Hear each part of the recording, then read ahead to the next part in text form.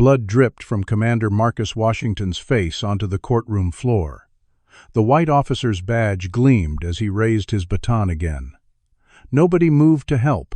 Then the windows shattered as black-clad figures repelled in laser sights, dancing across Officer Brennan's shocked face. Before we dive into this shocking story of racism and justice, let me know where you're watching from in the comments below. Hit that like button and subscribe if you want to see how this Navy SEAL commander stood his ground against injustice and what happened when the military stepped in to protect one of their own. Commander Marcus Washington massaged his temples as the military transport plane touched down at the small regional airport outside Lakeside, Georgia. After 25 years of dedicated service and countless classified missions, returning to his hometown always filled him with a complex mixture of emotions. At 48, the decorated Black Navy SEAL had built a life of distinction far from the small southern town where he'd faced constant racism and discrimination. The evening air was thick with humidity as Marcus collected his duffel bag and headed for the rental car counter. He'd arranged to stay for 2 weeks, this time the longest visit in years. His mother wasn't getting any younger, and during their weekly calls he could hear the unspoken longing in her voice. Marcus navigated the familiar roads to the east side of town, the predominantly black neighborhood where he'd grown up. The modest homes were well maintained, despite their age, a testament to the pride residents took in their community despite limited resources. His mother's porch light was already on when he pulled into the driveway, and before he could retrieve his bag from the trunk, the front door swung open. "Marcus," his mother's voice cracked with emotion as she hurried down the steps with surprising agility for a woman in her 70s. "You're finally home." Marcus embraced her, noticing how much smaller she felt in his arms than the last time. "I promised I'd stay longer this time, Mama," he said softly. Inside, over a home-cooked meal that no five-star restaurant could rival, Marcus shared carefully edited stories of his military career, while his mother updated him on neighborhood gossip. He avoided mentioning the firefight in Yemen 3 weeks ago that had left him with a still-healing scar along his ribs. The next morning, Marcus rose before dawn, maintaining the disciplined schedule ingrained by decades of military service. As he jogged through the neighborhood, memories flooded back. The taunts from white teenagers as he waited for the school bus, the teacher who seemed surprised whenever he excelled the store owners who followed him through aisles. These experiences had fueled his determination to prove himself, leading him to enlist straight out of high school. His military record spoke for itself: multiple tours in Afghanistan and Iraq, a Silver Star for valor under fire, and now command of an elite SEAL team that specialized in high-risk extractions. His reputation for quiet dignity and unwavering discipline had earned respect even from those who initially doubted him because of his race. After his run, Marcus stopped at a local diner for breakfast. Out of uniform and dressed in simple civilian clothes, he immediately noticed the shift in treatment. The waitress served the white customers first, despite his earlier arrival, and the cashier carefully counted his change as if expecting counterfeit bills. Marcus accepted these indignities with the same stoic resolve he'd developed over decades. Later that day, while helping his elderly neighbor Mrs. Johnson with yard work, Marcus noticed an increased police presence in the neighborhood. 2 patrol cars had circled the block multiple times in the hour he'd been working. "They've been doing that more and more," Mrs. Johnson explained, leaning on her cane. Ever since that new sergeant took over the district, Marcus was pulling weeds from Mrs. Johnson's flower bed when he spotted a police cruiser stop abruptly beside a young black man walking on the sidewalk. The officer, a stocky white man with close-cropped hair, emerged from the vehicle with his hand already resting on his weapon. Even from a distance, Marcus could read the situation with the tactical assessment skills honed through years of operations. The young man, barely out of his teens, displayed textbook defensive body language: hands, visible shoulders, hunched eyes down. The officer, by contrast, projected aggressive dominance through his stance and movements. When the officer roughly pushed the young man against the patrol car, Marcus set down his gardening tools. "That's Terry Williams, Mrs. Johnson said worriedly. "He's a good boy, just started community college." Marcus approached calmly, maintaining a non-threatening posture while staying alert. As he drew closer, he could hear the officer's raised voice. "I've seen you around here before. What are you doing in this neighborhood?" The young man stammered. "I live here, sir. Just walking home from the bus stop." "Let me see some ID," the officer demanded, already reaching for his handcuffs. "Is there a problem here, officer?" Marcus asked evenly, stopping at a respectful distance. The officer, Sergeant Richard Thornton, according to his nameplate, turned with obvious irritation. "This is police business, sir. Please step back." Marcus nodded respectfully, but held his ground. "I understand. I'm Commander Marcus Washington, U.S. Navy. I was just wondering what the young man is being detained for." Thornton's eyes narrowed, clearly annoyed at the challenge to his authority, especially from a black man. "Suspicious behavior. We've had reports of drug activity in this area." Marcus noticed no signs of intoxication or criminal behavior in the young man, whose wide eyes now held a glimmer of hope. "I've known Terry since he was a child officer. He's a student at the community college, and his mother would be worried if he's delayed. Perhaps I could vouch for him." For a tense moment, Thornton seemed ready to escalate the situation, his hand shifting toward his belt. But something in Marcus's calm, authoritative demeanor gave him pause. With poorly concealed frustration, Thornton released his grip on Terry's arm. "I'm giving you a warning this time. Move along." As Terry hurried away with mumbled thanks, Thornton stepped closer to Marcus, his voice low and threatening. "You might want to mind your own business in the future, Commander. You're not in the Navy here." Marcus maintained his composure, decades of high-pressure situations having taught him to control his reactions. "Just looking out for my community, Sergeant. We all want the same thing, safety and respect." Thornton's face hardened. "You people always think you're special. A uniform doesn't change what you are." He returned to his patrol car, but not before making a show of writing down something, presumably Marcus's address from the nearby mailbox. That evening, as Marcus helped his mother prepare dinner, his phone rang. The caller identified himself as a Justice Department attorney handling a case of police misconduct and racial discrimination against the Lakeside Police Department. "We've heard you're in town, Commander Washington," the attorney explained. "Your testimony about your experiences growing up here and your observations during your current visit could be valuable. The hearing is tomorrow at the federal courthouse in Atlanta." Marcus agreed to appear unaware that Sergeant Thornton was already planning his response to this perceived challenge to his authority.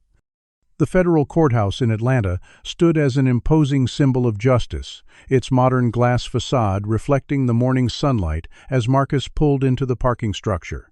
The attorney he'd spoken with the previous evening, Daniel Rodriguez, met him in the lobby and quickly briefed him on the case.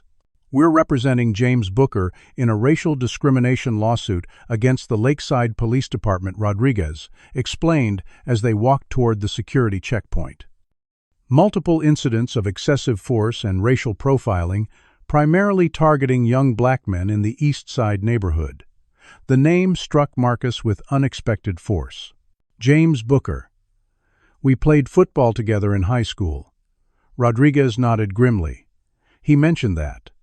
That's partly why we reached out to you specifically. James was severely beaten during a traffic stop 3 months ago, suffered a fractured eye socket and several broken ribs. The department claims he resisted arrest, but witnesses tell a different story." Marcus's jaw tightened as Rodriguez showed him photos of James's injuries on a tablet. The officer involved, Marcus asked, though he already suspected the answer. Sergeant Richard Thornton Rodriguez confirmed. "He has 7 brutality complaints in the last 2 years alone, all against black citizens, but the department has cleared him every time. Your experience yesterday with him and Terry Williams fits the pattern perfectly." As they continued toward the courtroom, Rodriguez explained that Marcus would be called as a character witness for James, but also to provide context about Lakeside's history of racial tensions that predated his military career. The weight of responsibility settled on Marcus's shoulders. His testimony could help bring justice for his old teammate and perhaps prevent future incidents, but it would also make him a target in his hometown. The night before Marcus had discovered his rental car vandalized in his mother's driveway, a racial slur scratched deeply into the paint. His neighbor's security camera had captured a police cruiser driving slowly past the house shortly before the estimated time of the incident, but when Marcus reported it, the desk sergeant had been dismissively apologetic. "Probably just some kids," he'd said, barely glancing at the photos Marcus presented. "We'll look into it." After that encounter, Marcus had called his fellow SEAL team member and friend, Lieutenant Commander James Chen. "Be careful," Marcus Chen had warned after hearing the situation. "Corrupt cops can be more dangerous than insurgents because they have the system protecting them. Remember your emergency beacon if things go sideways." The small device, disguised as an ordinary watch and issued to all team members for covert operations, suddenly felt heavier on Marcus's wrist. After hanging up, Marcus had spent several hours researching Sergeant Thornton online. The officer had served briefly in the Army, but received a dishonorable discharge under circumstances that remained sealed. Since joining the Lakeside Police Department 8 years ago, he'd risen quickly through the ranks despite multiple civilian complaints. Most troubling were the connections Marcus discovered between Thornton and the police chief Frank Peterson. They'd attended the same high school and belonged to the same fraternal organization that had historically excluded black WW members. Before the hearing, Marcus visited James Booker at his home, shocked by his friend's condition. Once, a powerful running back with scholarship, offers James now moved gingerly, still recovering from his injuries. "They followed me for blocks," James recounted, seated carefully to minimize pain. "When Thornton pulled me over, he already had his weapon drawn. Kept saying I was reaching for something, but my hands never left the steering wheel. The dash cam mysteriously malfunctioned, but some kid across the street recorded part of it on his phone." James's wife squeezed her husband's hand as he continued, "We've been getting calls, Marcus. Threats. They want us to drop the case." Marcus helped James's family install additional security measures, then returned to his mother's house with growing concern. Though he hadn't shared the full situation with her, she sensed his unease. "You be careful tomorrow," she said, as they sat on the porch swing that evening. "This town hasn't changed as much as people pretend." Marcus nodded, then excused himself to install security cameras around his mother's property, a precaution that proved prescient when his phone rang just before midnight. "Heroes bleed too," said a distorted voice before the line went dead. Marcus didn't bother tracing the call. Instead, he checked the newly installed cameras, locked all entry points, and placed his service weapon within reach of the guest room bed. Years of missions in hostile territory had taught him to sleep lightly while remaining alert for danger signs. Tonight in his childhood home, he employed those same combat-honed skills, mentally preparing for whatever confrontation the morning might bring. The Atlanta Federal Courthouse buzzed with unusual activity as Marcus arrived early the next morning. He immediately noted the heightened security presence with significantly more uniformed officers than typical for a civil hearing. Most wore Lakeside Police Department uniforms despite being well outside their jurisdiction. Security screening moved with deliberate slowness as Marcus presented his military ID and submitted to the metal detector. The guard examining his belongings seemed to pay special attention to his wallet and phone, inspecting each compartment and card. "Thorough today," Marcus commented casually. The guard's eyes flicked momentarily to someone behind Marcus before responding. "Just doing our job, sir." While waiting to clear security, Marcus discreetly observed the lobby, his trained eyes cataloging details others might miss. Officer Richard Thornton stood near the elevator bank, surrounded by 4 other Lakeside officers. Their posture and positioning suggested more than casual conversation. They were strategizing. Thornton gestured repeatedly toward the courtroom entrance while speaking in low tones. When he glanced up and spotted Marcus, his expression hardened momentarily before he offered an artificial smile and a mocking salute. Marcus nodded politely, in return refusing to be provoked, while mentally noting which officers appeared most deferential to Thornton. As he walked toward the courtroom, Marcus texted Lieutenant Commander Chen, "Unusual police presence. Thornton here with reinforcements. Situation tense but controlled." Chen's response came immediately. "Beacon operational. Team on standby. Document everything." The courtroom filled quickly with community members, civil rights activists, and journalists. Marcus recognized several neighbors from Lakeside seated behind James Booker and his family. The opposite side filled with uniformed officers in what appeared to be a show of departmental solidarity. Judge Eleanor Hargrove, a stern-looking woman in her 60s, entered promptly at 9, bringing the room to order. Case number 24-783, Booker versus Lakeside Police Department, the clerk announced. Marcus listened intently as Rodriguez delivered opening statements, outlining a pattern of racially motivated harassment and excessive force by the department, with particular focus on Sergeant Thornton's record. Throughout the presentation, Marcus maintained the situational awareness that had kept him alive through decades of high-risk operations. He noted which officers shifted uncomfortably during specific allegations and which remained stone-faced. Most importantly, he observed Thornton seated 3 rows ahead and across the aisle. The sergeant maintained a facade of professional indifference, but Marcus recognized the subtle indicators of building rage: a pulsing vein at his temple, fingers drumming against his thigh, jaw muscles clenching rhythmically. When the police department's attorney rose to counter, characterizing the case as an attack on law enforcement based on isolated incidents, Marcus noticed Thornton nodding emphatically. More concerning was the officer's repeated movement of touching something concealed beneath his uniform jacket, not his service weapon, which remained visible in its holster, but something on the opposite side. The morning proceeded with testimony from statistical experts presenting data on racial disparities in traffic stop searches and use of force incidents in Lakeside. When the judge called for a 15-minute recess, Marcus stood to stretch his legs, planning to use the restroom before his scheduled testimony. He had just entered the hallway when he noticed Thornton and another officer moving purposefully in his direction, while a third officer positioned himself near the hallway's far exit. Commander Washington Thornton called his tone mockingly respectful. "Got a minute to chat military to law enforcement?" Marcus maintained a neutral expression, positioning himself with his back not quite to the wall, preserving maneuverability. "Of course, Sergeant Thornton." The hallway had emptied as other attendees headed to the cafeteria or restrooms. Thornton stepped uncomfortably close, invading Marcus's personal space in a classic intimidation tactic. "You know I did some checking on you after our little encounter yesterday. Quite the war hero, aren't you? All those medals and commendations." Something in Thornton's tone raised Marcus's internal threat assessment. "Just doing my job same as you," Marcus replied evenly. Thornton's partner chuckled unpleasantly while maintaining his position, blocking the path toward the courtroom. "See, that's where you're wrong," Thornton continued, his voice dropping. "We're not the same at all. I protect real Americans from people who don't know their place." He emphasized the last words with unmistakable racial implication. "Men like you with your fancy uniform and rank, you're just tokens they use to pretend everything's equal." Marcus remained impassive, though internally his tactical mind was mapping escape routes and assessing threats. He noticed the security camera in the corner of the hallway had been subtly repositioned to face the wall. "I'm here to provide testimony in a legal proceeding, Sergeant.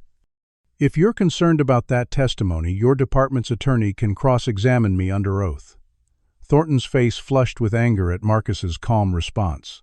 "You think you're untouchable because of those seal pins. In my town, you're just another." He used a racial slur that Marcus hadn't heard directed at him since his early days in the military. Marcus inhaled, slowly maintaining his composure. "This conversation isn't productive, Sergeant. Excuse me." As Marcus attempted to step around him, Thornton moved deliberately to block his path, then shoved him hard against the wall. "You don't walk away from me," Thornton growled. "You and Booker think you can come after my department. When this is over, I'll make sure everyone in Lakeside knows what happens to people who don't respect the badge." The second officer maintained his position as lookout while Thornton continued his intimidation. "You won't make it to testify, Commander. Accidents happen even to SEALs." The threat hung in the air between them. Marcus assessed his options with cold precision. He could easily neutralize both officers with the hand-to-hand combat techniques honed through years of special operations training. But that would play directly into their hands. A black military officer assaulting police would generate exactly the headlines Thornton wanted, regardless of provocation. Instead, Marcus subtly adjusted his watch, sliding his thumb across the hidden panic button that would activate the emergency beacon. The signal would transmit his exact location to SEAL Command and to Lieutenant Commander Chen, who had promised to have resources ready if needed. "We should return to the courtroom," Sergeant Marcus said with forced calm. "The recess is almost over." Thornton's eyes narrowed dangerously. "You're not understanding me, Commander. You're not going back in there. Not in any condition to testify anyway." His hand moved toward the concealed object under his jacket. "Do you believe Thornton's behavior reflects isolated bad actors in law enforcement or systemic issues that need addressing?" Comment number 1. If you think it's just a few bad apples, or number 2, if you believe the problem runs deeper. And if you're wondering whether Marcus will make it back to the courtroom to testify, hit that like button and subscribe to find out. The situation is escalating rapidly. Will Marcus's military training be enough to protect him when faced with corrupt officers ready to cross every line? What would you do if you were in Marcus's position, trapped in a courthouse hallway with officers blocking your path? Let me know in the comments below as we continue this shocking true story of courage in the face of racial injustice. The bailiff's voice echoed through the federal courtroom. The court calls Commander Marcus Washington. All eyes turned expectantly toward the entrance, as Marcus walked confidently to the witness stand, his military bearing evident, despite wearing civilian clothes. He had managed to defuse the hallway confrontation when another attorney entered the corridor, forcing Thornton and his colleague to retreat.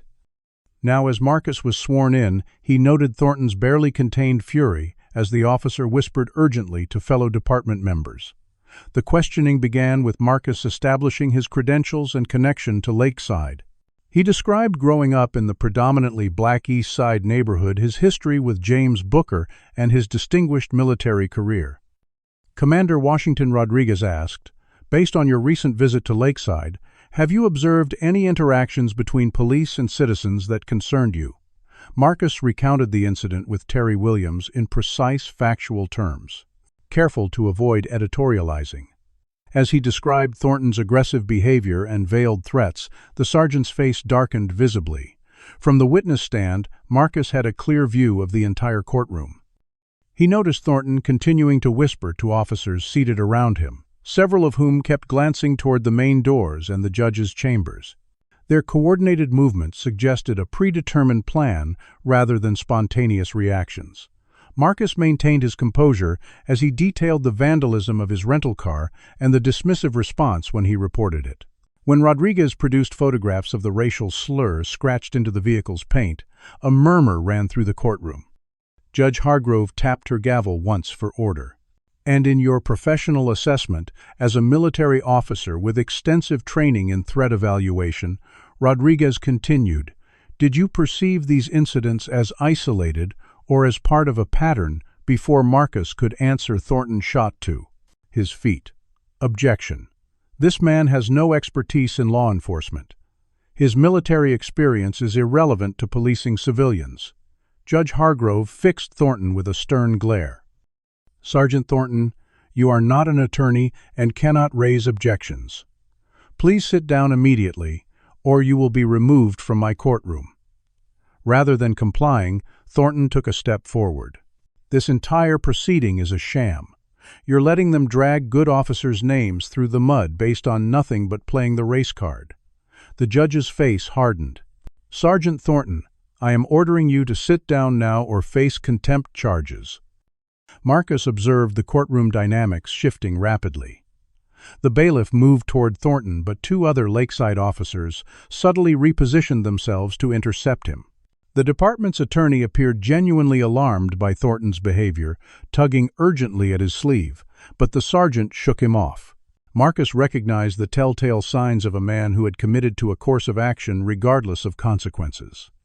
Thornton's hand moved again to his jacket, and this time Marcus clearly identified the outline of what appeared to be a collapsible baton, not standard police issue for courtroom attendance. Marcus calculated the distance between himself and Thornton, the positions of all potential threats and innocents in the room, and his limited options for response. As the bailiff approached Thornton, One of the sergeant's colleagues stepped directly into his path, creating a momentary distraction. In that instant, Thornton lunged toward the witness stand, pulling the concealed baton from beneath his jacket and extending it with a metallic snap that echoed through the suddenly silent courtroom. Marcus could have easily dodged the attack. His SEAL training had prepared him for far more dangerous assailants than an enraged police officer. But in the split second he had to decide, Marcus recognized that physically defending himself against a police officer, regardless of circumstances, would be twisted to fit Thornton's narrative. Instead, he partially blocked the first strike, absorbing much of the impact with his forearm rather than avoiding it entirely. The baton caught his temple, sending a spray of blood across the polished wood of the witness stand. Women screamed as Thornton raised the baton for another strike. "You don't talk about my department, you don't belong here," he shouted, landing another blow to Marcus's ribs. The courtroom erupted in chaos. The judge repeatedly slammed her gavel, demanding order and calling for additional security. The bailiff struggled to break through the wall of officers blocking his path. James Booker and his family were being hustled toward an exit by Rodriguez, who recognized the danger of the situation escalating further. Throughout the attack, Marcus maintained remarkable discipline, using only defensive movements to mitigate the worst of the blows without striking back. Blood streamed from the gash on his forehead, temporarily blinding his left eye. Thornton continued his assault, his face contorted with rage as he shouted racial epithets that shocked even some of his fellow officers. "Know your place," he screamed, emphasizing each word with another strike. "Your kind doesn't give orders to real Americans." The attack had lasted less than 30 seconds, but to the horrified spectators it seemed an eternity. Marcus, despite his injuries, maintained his military bearing, refusing to cower or collapse. His restraint in the face of such a vicious, unprovoked assault spoke volumes more than any testimony could have. Blood from Marcus's head wound dripped steadily onto the courtroom floor, forming a small pool at his feet. Judge Hargrove was now standing, repeatedly ordering court security to intervene, but the coordinated resistance from Thornton's colleagues created effective interference. Marcus' vision blurred from blood, and what was likely a concussion saw Thornton draw back for what appeared to be a potentially lethal strike to his head. The sergeant's eyes held pure hatred as he raised the baton high. "This is for every cop you've disrespected," he snarled. The blow never fell. The distinctive sound of helicopter rotors suddenly penetrated the courtroom, growing rapidly louder, until it seemed to be directly overhead. Momentary confusion crossed Thornton's face, his baton still raised. Then the windows shattered inward as black-clad figures on rappelling lines burst through in a perfectly coordinated breach. Glass rained down as 6 military police special operators dropped into the courtroom, weapons drawn, and laser sights immediately finding Thornton and the officers who had been blocking intervention. The lead operator's voice cut through the chaos with parade ground authority. "Federal agents, drop your weapons, everyone on the ground now." The military police team moved with the precision that came from thousands of hours of training and real-world operations. Within seconds, they had established a security perimeter separating the immediate threats from civilians, while additional operators rappelled through the broken windows. Their black tactical gear and disciplined movements created an overwhelming presence that instantly changed the power dynamic in the courtroom. Marcus recognized Lieutenant Commander James Chen as the team leader, though his friend's face was partially obscured by tactical gear. "Commander Washington is under federal protection," Chen announced, his voice amplified by his communication system.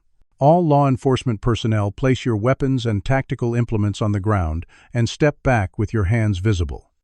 Most of the courthouse security, and even some of the lakeside officers, immediately complied, recognizing the legitimacy and overwhelming force of the military response.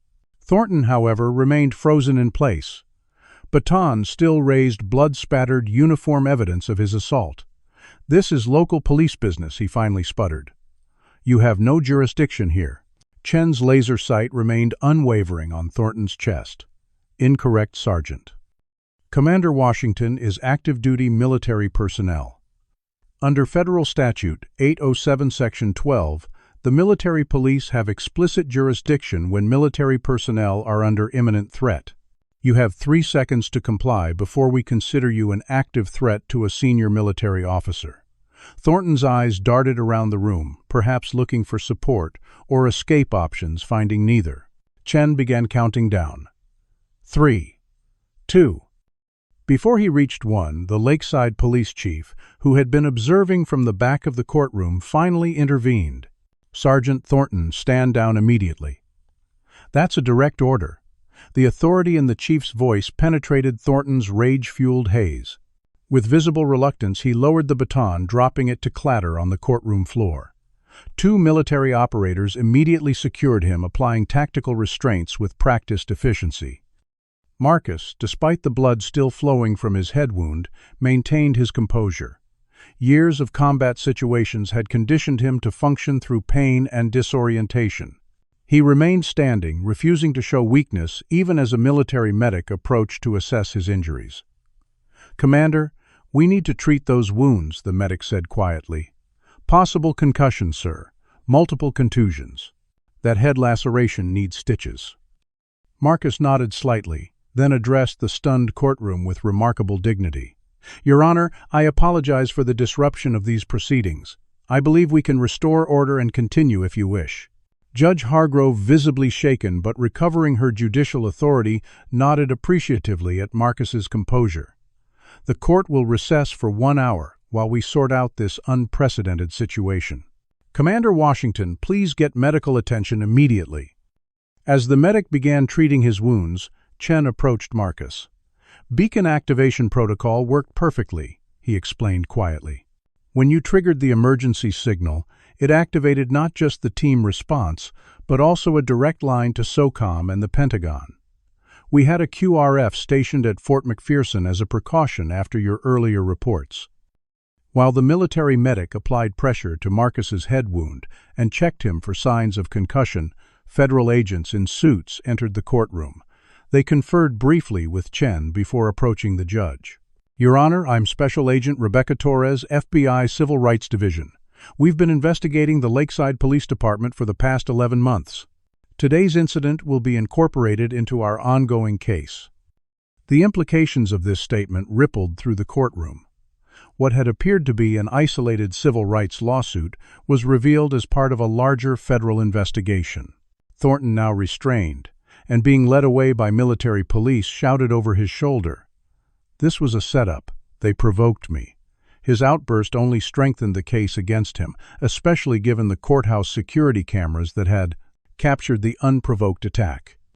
As the courtroom cleared, Marcus finally allowed himself to be seated while the medic continued treatment.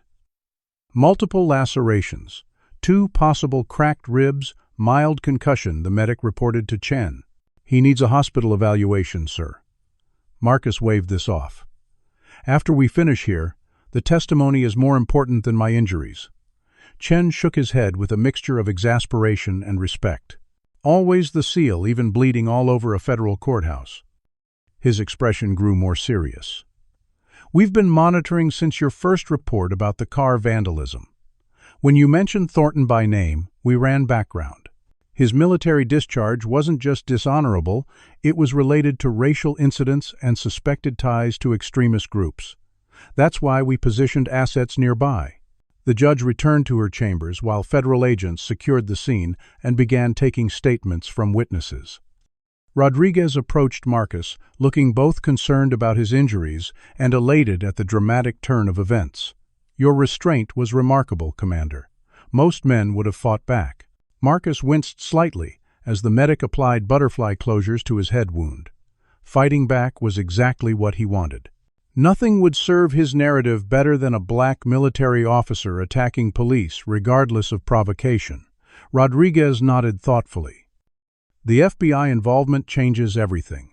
This is no longer just about James's case. It's potentially a RICO investigation if they can prove departmental conspiracy." As the courthouse was secured, Chen revealed more details. "The emergency beacon didn't just alert us to your location. It activated protocols developed after several incidents of military personnel being targeted by civilian authorities. The helicopter team was staged as a contingency we hoped we wouldn't need." Marcus looked around at the shattered glass, and the evidence technicians now photographing blood spatter patterns. His blood, on the witness stand and floor. "Proportional response," he asked, with the hint of a wry smile despite his injuries. Chen shrugged. "The Secretary of the Navy himself authorized the operation when your beacon activated. Turns out, attacking decorated SEAL commanders in federal court doesn't go over well at the Pentagon." When the court reconvened an hour later, Marcus returned to the witness stand, his head bandaged but his uniform impeccable. The Lakeside Police Department's representation had changed. Their original attorney now sat alone, the supporting officers conspicuously absent. Judge Hargrove addressed the court with steely resolve.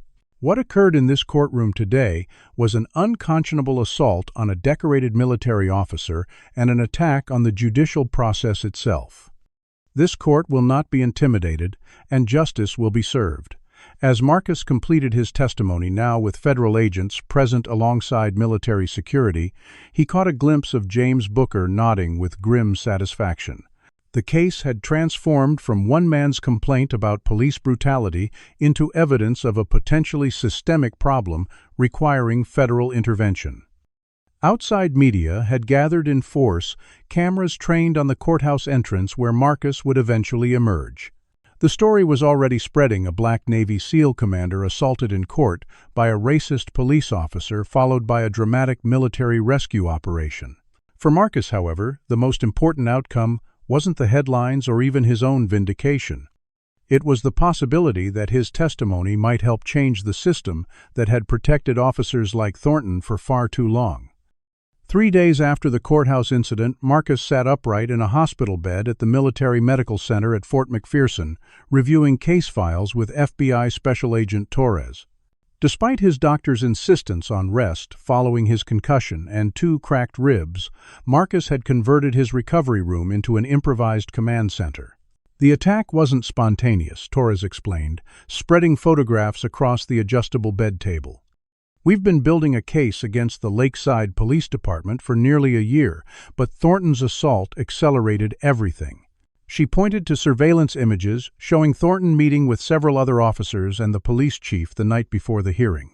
"They knew you were testifying and planned to discredit you, though I don't think the chief expected Thornton to go as far as he did." Marcus studied the images with professional detachment despite the throbbing pain in his head. Thornton was the weapon, not the strategist, he observed. "Someone higher up has been orchestrating the department's approach to the East Side neighborhood for years." Torres nodded approvingly at his assessment. "Exactly. Since your incident, we've executed search warrants on department computers and communications. The pattern is clear: systematic targeting of black residents, particularly young men, to generate arrests and citations." She handed him a spreadsheet showing arrest statistics by neighborhood and race. Officers were incentivized based on numbers, not public safety outcomes. The East Side became their hunting ground. A soft knock at the door interrupted them. Lieutenant Commander Chen entered carrying a secured tablet. "Sir, we have a situation at your mother's residence." Marcus straightened immediately, ignoring the pain from his injured ribs. "What happened? Is she all right?" Chen activated the tablet, showing security camera footage from the previous night. 2 unmarked vehicles had parked outside Marcus's mother's home. Men in civilian clothes but with visible police-style equipment approached the house before noticing the security cameras Marcus had installed. They retreated without attempting entry, but the implied threat was clear. "We've established a security detail," Chen assured him. 2 team members are with her now, and we've relocated her temporarily to base housing until this is resolved. Marcus's jaw tightened. The attack in the courthouse had been directed at him, a trained warrior who could defend himself. Threatening his elderly mother crossed a line that awakened something cold and focused in his tactical mind. "They're escalating," he said quietly. Torres made a call, immediately ordering additional FBI protection for all witnesses and family members connected to the case. As Marcus's hospital room became the de facto command center for the expanding investigation, community support in Lakeside mobilized. Residents from the East Side neighborhood organized peaceful demonstrations outside the police department, while local churches held prayer vigils for justice. The national media had seized on the story: a decorated Black Navy SEAL commander attacked in court by a racist police officer, followed by a military rescue that seemed straight from an action movie. Different outlets framed the narrative according to their political leanings. Conservative networks questioned the military's involvement in a local matter, while progressive channels highlighted the incident as evidence of systemic racism in law enforcement. Marcus ignored the media circus, focusing instead on the growing evidence of corruption within the Lakeside Police Department. Torres brought daily updates as the FBI investigation expanded beyond individual officers to include departmental policies and connections to local government. A week after the attack, Marcus received an unexpected visitor. The Secretary of the Navy himself arrived with minimal entourage, clearing the room for a private conversation. "Commander Washington, the President is following your situation personally," the Secretary began. "What happened to you has focused national attention on issues that have been ignored too long. The Joint Chiefs are unanimous in their support." Marcus accepted this with a simple nod. "Thank you, sir. But this isn't about me. It's about a systemic problem that's harming communities across the country." The Secretary's expression grew serious. "That's why I'm here. The FBI director has shared some concerning intelligence." He placed a classified folder on Marcus's bed. "What began as an investigation into one police department has uncovered connections to something much larger." Marcus reviewed the documents with growing concern. Evidence suggested that Officer Thornton belonged to a secretive group of law enforcement officers with white supremacist ties. The network extended beyond Lakeside to departments in multiple states, with potential connections to political figures at the state level. "This is bigger than just corrupt cops," the Secretary continued. "It appears to be an organized effort to use law enforcement as a tool for racial control in certain communities." The Secretary leaned forward. "Commander, I know you're scheduled to return to your team next month. I'm prepared to authorize extended leave if you're willing to assist this investigation. Your unique background and first-hand experience make you invaluable to this effort." Marcus considered the offer carefully. His SEAL team was his family, his life's work. Taking extended leave would potentially impact his consideration for promotion to captain. Yet the evidence before him represented a threat to American ideals as serious as any foreign adversary he'd faced. "I'll do it, sir," he decided. "But I want my team involved for security operations. We've trained together for years, and I trust them with my life." The Secretary agreed, and within days, additional SEAL team members arrived in Georgia, ostensibly on training rotation, but actually forming a protective detail for key witnesses and investigators. The courthouse attack had transformed a local civil rights case into a federal investigation with national security implications. As Marcus recovered enough to leave the hospital, he moved into temporary quarters at Fort McPherson. The base commander provided office space for what was now designated Operation Integrity, a joint military and FBI task force examining connections between extremist groups and law enforcement. James Booker's lawsuit expanded into a class action as more victims of police misconduct came forward, emboldened by Marcus's example and the federal presence ensuring their safety. Meanwhile, Officer Thornton faced federal charges for the courthouse attack held without bail, as prosecutors argued he represented both a flight risk and a danger to witnesses. As Marcus reviewed case files late one evening, he received an unmarked envelope containing surveillance photos of his team members and family, including his mother at her temporary base housing. The implicit threat confirmed that the organization they were investigating had extensive resources and reach. Despite his injuries, Marcus personally led the security assessment, implementing counter-surveillance protocols drawn from his years in hostile territories. When a nighttime drive-by shooting targeted the safe house where several witnesses were staying, Marcus's tactical expertise and his team's quick response prevented casualties and led to the capture of 2 former Lakeside police officers attempting to flee the scene. What do you think would have happened if Marcus had fought back against Thornton in the courtroom? Comment number 1. If you believe it would have undermined his case, despite being self-defense, or number 2, if you think it would have been justified given the circumstances. The investigation continues to uncover layers of corruption and racial targeting. If you're invested in seeing how Marcus and his team expose this network of corrupt officers, hit that like button and subscribe for the next part of this incredible story. The question now becomes, just how high does this conspiracy go, and what will it cost Marcus personally to see this fight through to the end? Are there limits to what one man should sacrifice for justice, even a highly trained Navy SEAL? 3 weeks after the courthouse attack, Marcus stood at the back of a secured federal building in downtown Atlanta, observing the grand jury proceedings through one-way glass. His physical wounds were healing, the stitches removed from his forehead, the cracked ribs still tender but improving. He watched as witness after witness testified about their experiences with the Lakeside Police Department, painting a comprehensive picture of systematic discrimination and abuse. The FBI investigation had expanded dramatically, with Agent Torres now leading a task force of 20 agents dedicated to what they were calling Operation Sunlight.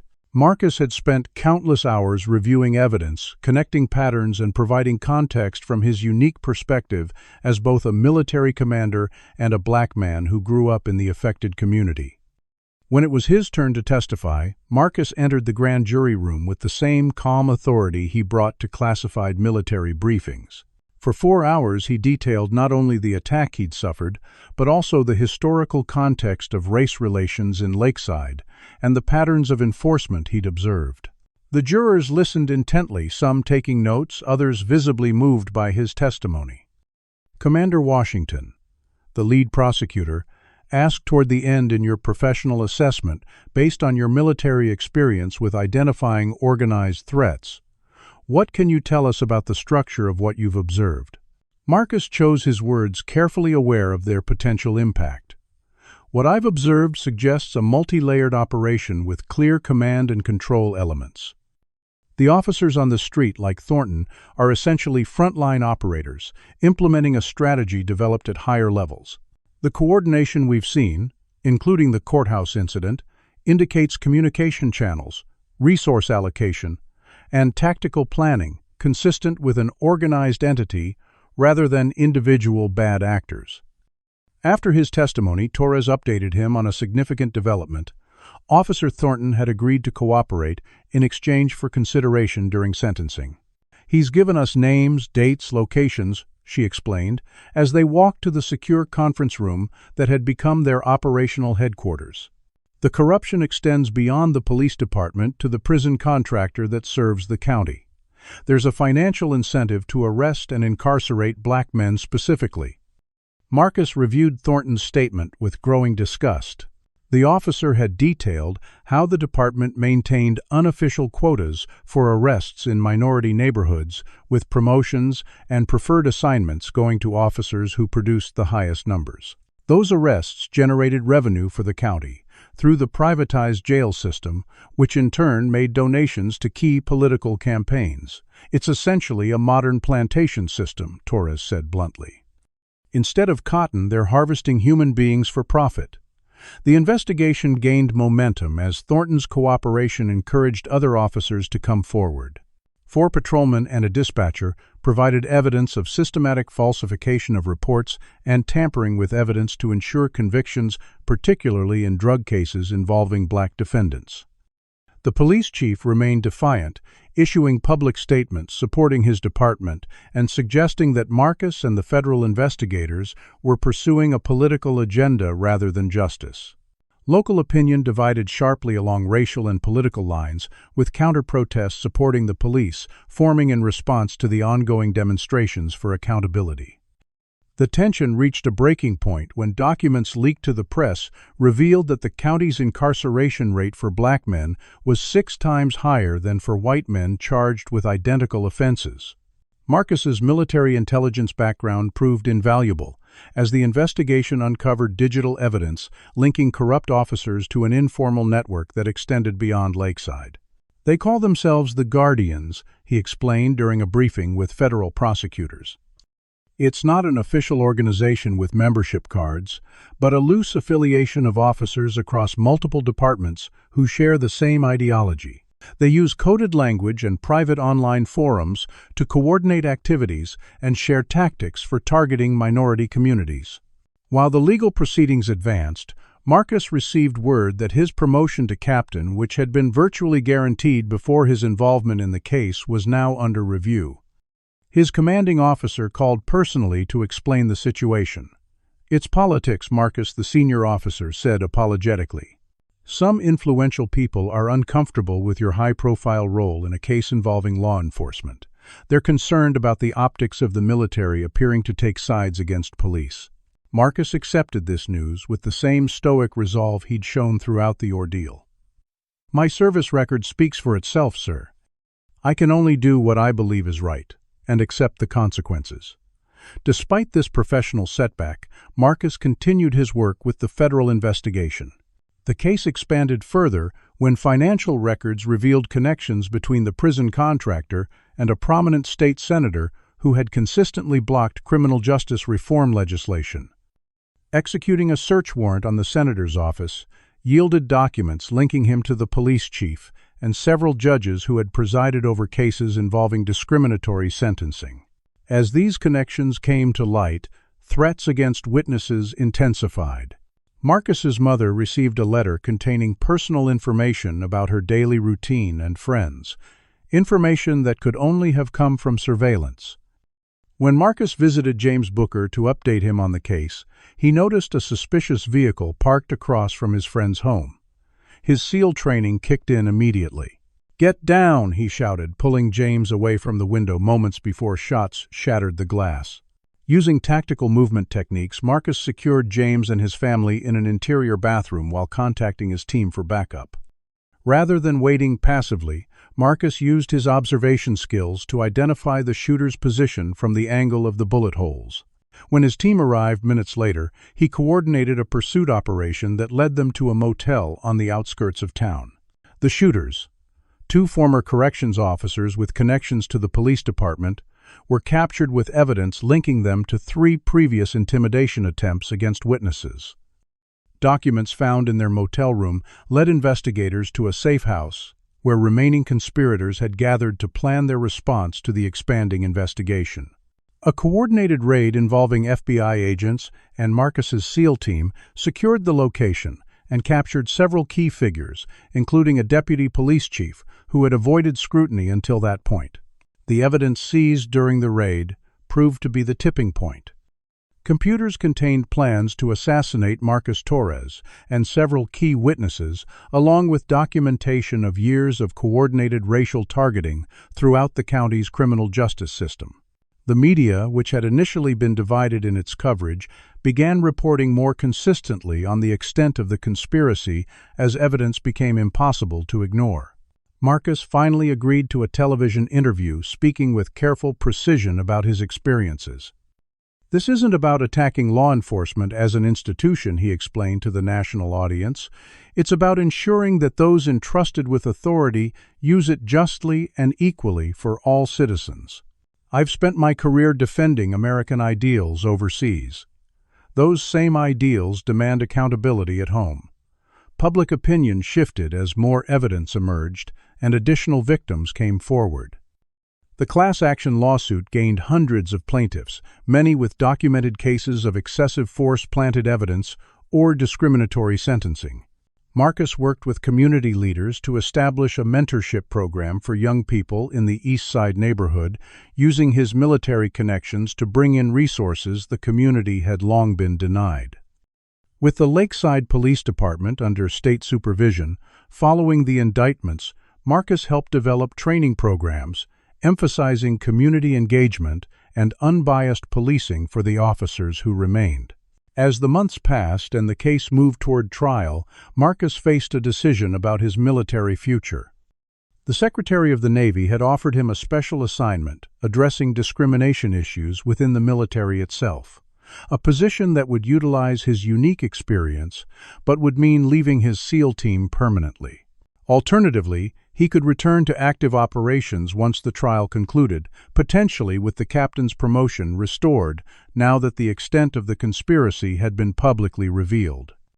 "You've started something important here," Torres told him, as they prepared for the upcoming trial of the police chief and other key conspirators. "Whatever you decide about your military career, what you've done for this community can't be undone.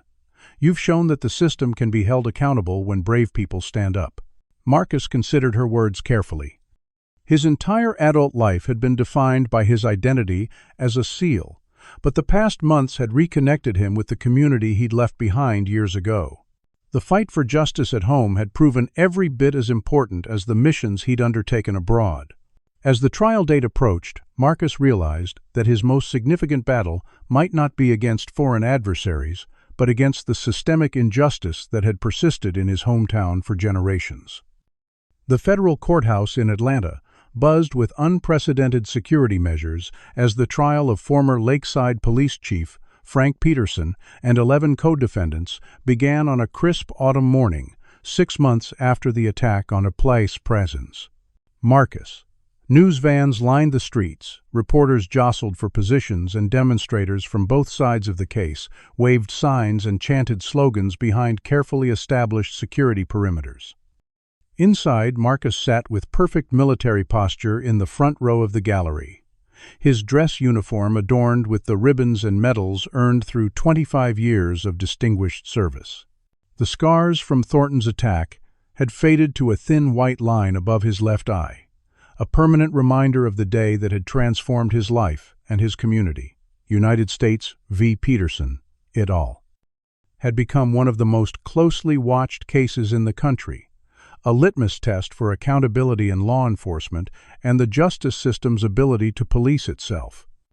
The evidence amassed by the federal task force filled dozens of boxes: arrest records showing clear racial disparities, financial documents linking the police department to the private prison contractor Internal Communications, revealing coordinated targeting of minority neighborhoods, and testimony from former officers who had participated in the systematic discrimination.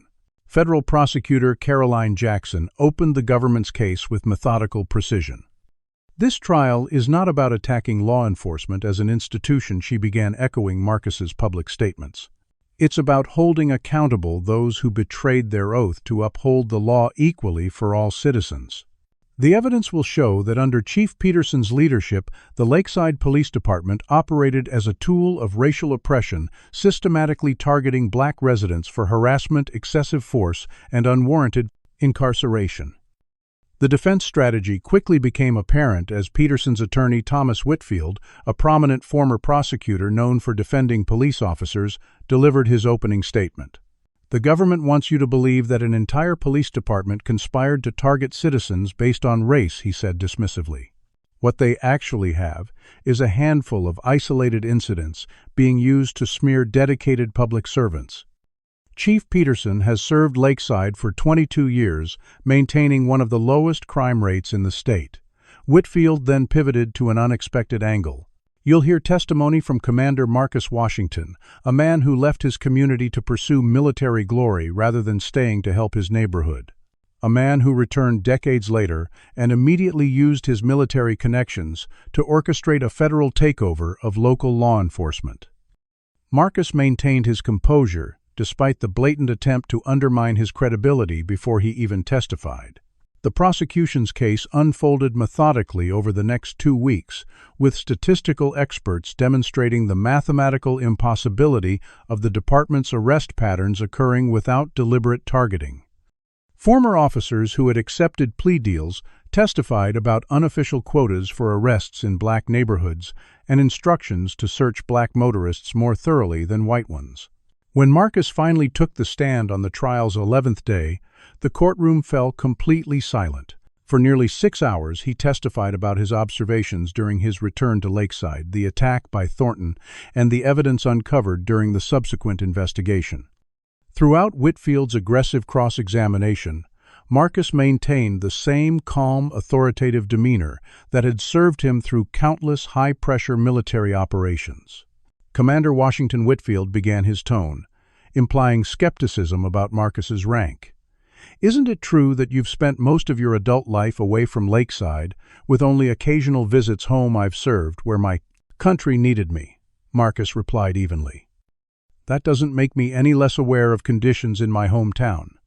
Whitfield paced dramatically before the witness stand. And when you returned this last time, you immediately began interfering with local police operations. Did you not? I intervened when I witnessed what appeared to be an unlawful detention of a young man who had committed no crime, Marcus corrected, as any citizen has the right to do. The attorney's questioning grew increasingly hostile. Isn't it convenient that you happened to return just as this lawsuit was being prepared? That you happened to have military connections that could intervene when Officer Thornton allegedly attacked you? Marcus's response was measured but firm. There was nothing alleged about the attack counselor. It was recorded on courthouse security cameras and witnessed by dozens of people, including a federal judge. As for my return timing, I was on scheduled leave, visiting my elderly mother. The only convenience was for Officer Thornton, who found a new target for his documented pattern of racial harassment. The cross-examination continued for hours, with Whitfield attempting to portray Marcus as an outsider with a personal agenda against the police department. The questioning reached its most contentious point when Whitfield suggested that Marcus had somehow orchestrated the entire situation to bring attention to himself. You activated that military beacon hoping for exactly the response you got, didn't you? A dramatic rescue that would make headlines and villainize local law enforcement. For the first time, Marcus allowed a flash of controlled anger to show. I activated the beacon because I was being physically assaulted in a federal courthouse by an officer who had explicitly threatened me.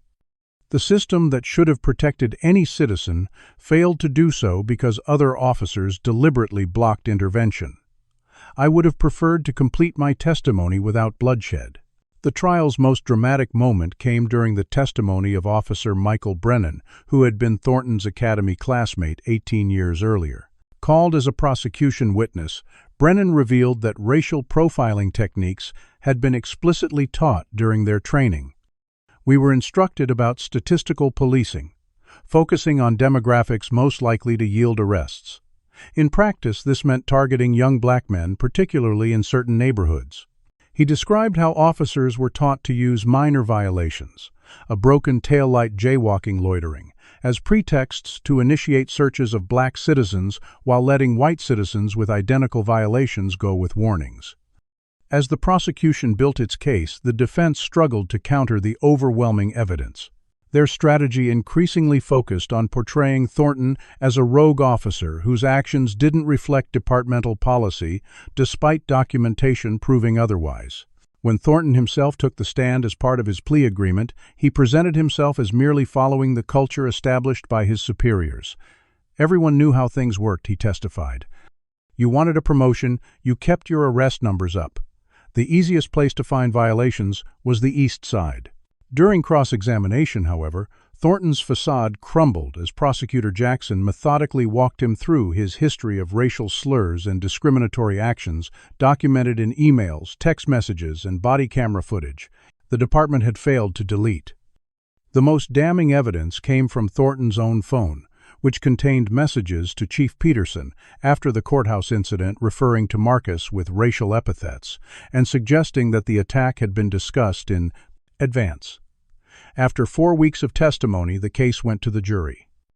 They deliberated for just 4 hours before returning with guilty verdicts for Chief Peterson and 9 of his co-defendants on charges ranging from civil rights violations to conspiracy and obstruction of justice. 2 lower-ranking officers were acquitted of the most serious charges, but found guilty of lesser offenses. When the verdicts were read, Marcus sat motionless, his expression revealing nothing of the complex emotions beneath. Only James Booker, seated beside him, noticed the slight tremor in his friend's usually steady hands, not from fear or anxiety, but from the weight of vindication after decades of witnessing injustice without remedy. Judge Hargrove, who had presided over the original hearing where Marcus was attacked, delivered a scathing statement before announcing the sentences. This case has exposed not just individual misconduct, but a system designed to target citizens based on race rather than behavior. Chief Peterson, as the architect of this system, you will serve 20 years in federal prison. The other sentences will reflect each defendant's role and cooperation. Outside the courthouse, Marcus faced a wall of cameras and microphones. With characteristic restraint, he offered only a brief statement. Today's verdict is not a victory against law enforcement, but a victory for the principle that no one is above the law. My hope is that Lakeside can begin healing and building a department that truly serves and protects all its citizens equally. As the media frenzy continued, Marcus slipped away from the cameras, finding a quiet moment with James Booker and other community members who had supported the case throughout. What now? James asked. The settlement from his lawsuit finally approved, but the emotional wounds still fresh. Marcus considered the question carefully. Now we build something better. The hardest part isn't tearing down a corrupt system, it's creating a just one to replace it. 1 year to the day after Sergeant Richard Thornton's attack in the Atlanta Federal Courthouse, Marcus stood at attention in the Pentagon's Hall of Heroes as the Secretary of the Navy pinned the Legion of Merit Medal to his priced, immaculate dress uniform. The ceremony recognized not only his 26 years of distinguished military service, but also his courage in confronting injustice at home. Captain Marcus Washington exemplifies the highest traditions of the United States Navy, the citation read. His actions, both in combat overseas and in defense of constitutional principles at home, demonstrate extraordinary dedication to the ideals upon which our nation was founded. The promotion to captain, temporarily derailed during the investigation, had been approved with retroactive date of rank and accompanying back pay. After the ceremony, the Secretary of the Navy led Marcus to a private briefing room where several high-ranking officers and Justice Department officials awaited. Captain Washington, the Secretary, began, "We've asked you here today to discuss a new initiative. The Lakeside case exposed vulnerabilities in our systems that extend far beyond one police department. The President has authorized the creation of a specialized unit to address similar issues within the armed forces and to serve as liaison with civilian agencies working on law enforcement reform." The Secretary slid a folder across the table. "We'd like you to lead this unit. Your unique combination of combat experience, command authority, and personal understanding of these issues makes you singularly qualified." Marcus reviewed the mission parameters with the methodical attention to detail that had characterized his SEAL career.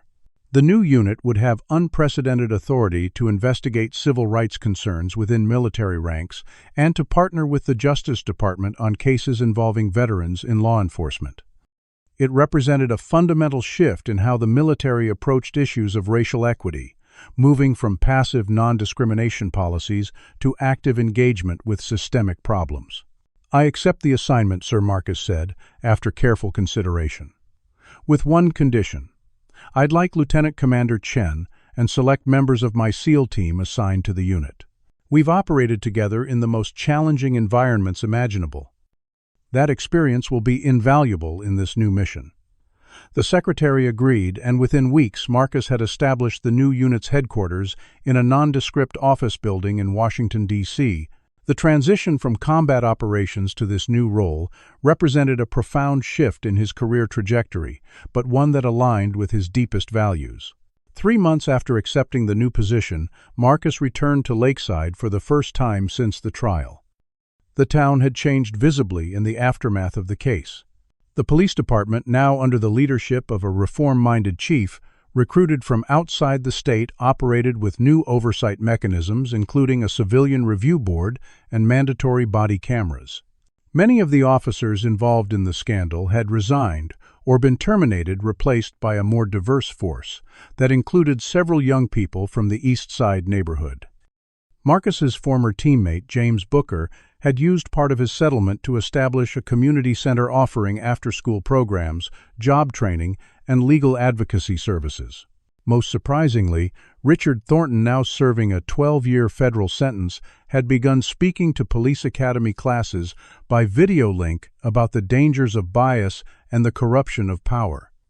His testimonials about how casual racism had escalated into criminal conspiracy served as powerful cautionary tales for new officers. In contrast, former Chief Peterson remained unrepentant, continuing to claim political persecution from his federal prison cell. Despite his conviction, he maintained support among certain segments of the community, who viewed the federal intervention as government overreach. This divided response reflected the ongoing challenges of addressing deeply rooted attitudes about race and authority. On this visit, Marcus came not just as a returning son, but in his official capacity, evaluating Lakeside's reform department as a potential model for other communities. The mayor hosted a reception at the newly renamed Unity Park, where Marcus found himself surrounded by familiar faces from his youth, alongside new residents drawn by the town's improving reputation. His mother, radiant with pride, watched as her son was celebrated by the same community where he had once faced daily discrimination. "You know what makes me proudest," she told a local reporter. "Not the medals or the rank. It's that when Marcus saw something wrong, he didn't look away. He used everything he'd learned to make things better for others." Later that week, Marcus visited the police academy, where the department's new training program was underway. At the chief's request, he spoke to the diverse class of recruits about his experiences. "The uniform you'll wear carries power," he told them, his voice resonating in the training room. "How you use that power defines not just your career, but the community's relationship with law enforcement for generations. True strength isn't in domination, but in service, especially to those who have historically had reason to fear authority." A young recruit raised her hand during the question period. "Sir, when Officer Thornton attacked you in court, you could have defended yourself. You had the training to take him down easily. Why did you show such restraint?" Marcus considered the question carefully. "Tactical restraint is sometimes our most powerful weapon. Had I responded with force, even justified self-defense, it would have shifted the narrative from his unprovoked attack to a physical confrontation between a black military officer and a white police officer. That would have obscured the larger truth we needed to expose." He paused, then added something he hadn't revealed publicly before. "What Officer Thornton never knew was that the emergency beacon I activated didn't just summon the military police team. It also triggered hidden cameras my team had positioned throughout the courthouse as a precaution. Those cameras captured unedited footage from multiple angles, making it impossible to distort what actually occurred." The revelation drew murmurs from the recruits. Sometimes, Marcus continued, the most effective response to injustice isn't an immediate counterattack, but positioning yourself to expose the truth in ways that cannot be denied or distorted. That requires discipline and strategic thinking beyond the immediate moment. As Marcus concluded his presentation, he reflected on the journey that had brought him from a young man eager to escape Lakeside's limitations to a captain returning to help transform it. The systemic changes implemented after the trial, from policing reforms to educational investments in underserved neighborhoods, represented significant progress, though much work remained. The following day, Marcus attended a dedication ceremony for the Washington Family Community Center named in honor of his parents. The facility, built with a combination of federal grants and private donations, would provide educational resources, health services, and legal assistance to residents who had historically lacked access to such support. Standing beside his mother as she cut the ribbon, Marcus felt the weight of his dual identities: the decorated SEAL captain and the black man from the East Side who had never forgotten his roots. In the year since the trial, Marcus's specialized unit had already launched investigations into 3 other police departments with patterns of discriminatory practices similar to Lakeside's. The evidence-gathering techniques and analytical approaches developed during the original case had proven effective in identifying systemic problems elsewhere. More importantly, the Lakeside case had created a template for reform that could be adapted to other communities. As the ceremony concluded, a group of children from the local elementary school presented Marcus with thank you cards decorated with drawings of ships, eagles, and American flags. One small boy, no more than 7 years old, looked up at Marcus with solemn eyes. "My daddy says, you made it so the police have to be fair to everybody now," he said. "Is that true?" Marcus knelt to the child's level, understanding the weight of the question. "What's happening here is that brave people in this community, including your daddy and many others, stood up together to make things better. My job was just to help that truth come to light. And now, your generation will grow up in a community that's working hard to be fair to everyone." As he rose, Marcus caught sight of James Booker, nodding in approval from across the room. They had come full circle from their days as teenagers facing discrimination together to men who had helped change the system that once seemed immovable. That evening, as Marcus prepared to return to Washington, he stood on his mother's porch, gazing at the neighborhood where his journey had begun. The new mission before him, transforming systems from within while supporting communities demanding justice from without, represented perhaps his most challenging deployment yet. Unlike his SEAL operations, this mission had no defined endpoint, no extraction plan, no clear moment of victory. It required the same discipline and tactical thinking that had served him in combat, but applied to the complex battleground of American institutions and the ongoing struggle for equality. As he placed his hand over his heart during the Pledge of Allegiance at the next morning's community breakfast, the words "with liberty and justice for all" resonated differently than they had throughout his military career. He had defended American ideals abroad for decades. Now his mission was to help America itself live up to those ideals. The scars from Thornton's attack had faded, but the lessons remained. Sometimes the greatest acts of patriotism require challenging the very institutions one has sworn, to serve not to weaken them, but to bring them closer to their highest purpose. What's your take on this powerful story? Did Captain Washington make the right choice by transitioning from combat operations to leading systemic change from within? Comment below with your thoughts on whether working within institutions or challenging them from outside creates more lasting change. If this story of courage in the face of injustice moved you, please hit that like button and subscribe for more compelling true stories of extraordinary Americans fighting for justice. And don't forget to share this video with someone who needs a reminder that one person of integrity can truly make a difference in changing broken systems. Thank you for watching, and remember, true strength isn't in dominating others, but in standing firm for what's right, especially when it would be easier to look away. The story of Captain Marcus Washington illuminates powerful truths about justice, courage, and systemic change. It demonstrates that sometimes the greatest battles aren't fought on foreign soil, but within our own institutions. True heroism often manifests in the willingness to stand against injustice despite personal cost. Marcus shows us that restraint can be more powerful than force.